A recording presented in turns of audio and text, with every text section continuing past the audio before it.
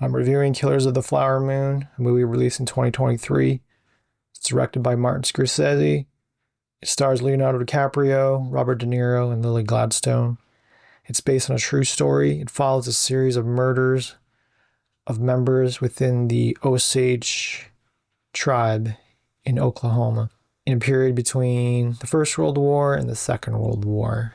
The basis of the movie's plot is a book of the same name. William Hale, played by Robert De Niro, he summons his nephew, Ernest Burkhart, played by Leonardo DiCaprio. He's a veteran of the First World War. He comes to work for his uncle. His uncle is very powerful and influential. He's friendly with the neighboring Osage tribe, but it's clear that he is motivated by greed.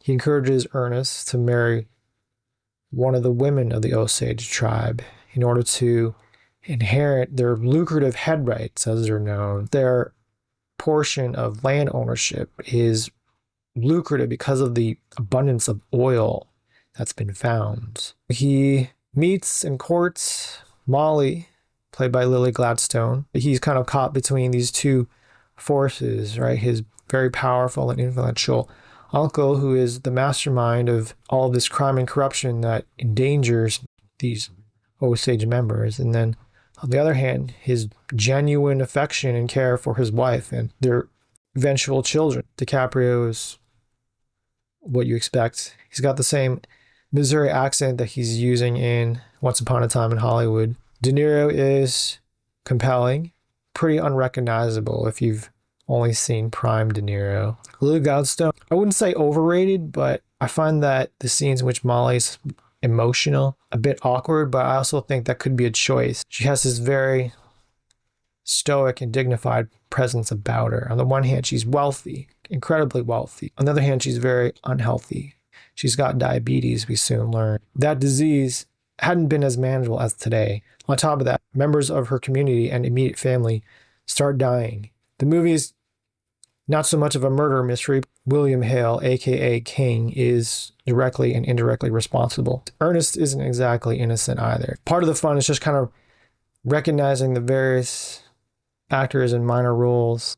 A couple of actors who've had recurring guest roles on Mad Men, one of my favorite shows. There's also an actress who had a recurring guest role on Friday Night Lights, the TV show, as well as a small role in the movie. Speaking of Friday Night Lights, of course, there's Jesse Plemons, who had been a regular main cast member on that show. He is Tom White, the federal agent, one of the good guys who comes to the town. His presence, his appearance changes the tone of the movie, the direction of the movie. The book is almost like an origin story of the FBI, but as I understand, Scorsese made the decision to not focus so much on the investigation and Tom White, but more so show the events leading up to it. Present-day Osage tribe members, they wanted the story not to be like a white savior story, more of a, here's the suffering that we endured. Just another example of how a select few can corrupt and control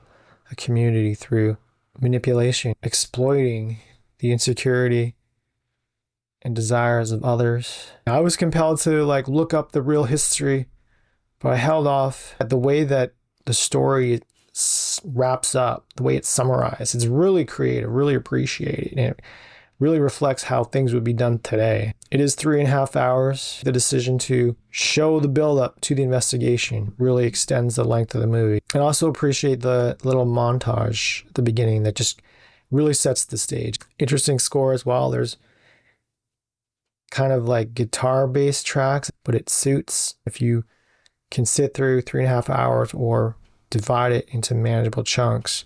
It's an obscure story that's worth knowing about. The power imbalance, the need for dedicated investigative law enforcement. If you're even remotely interested in true crime, really consider watching Killers of the Flower Moon. Appreciate the work of one of the greatest filmmakers while he's still alive. I've only ever seen Taxi Driver and Raging Bull besides Killers of the Flower Moon, but that's a really good trifecta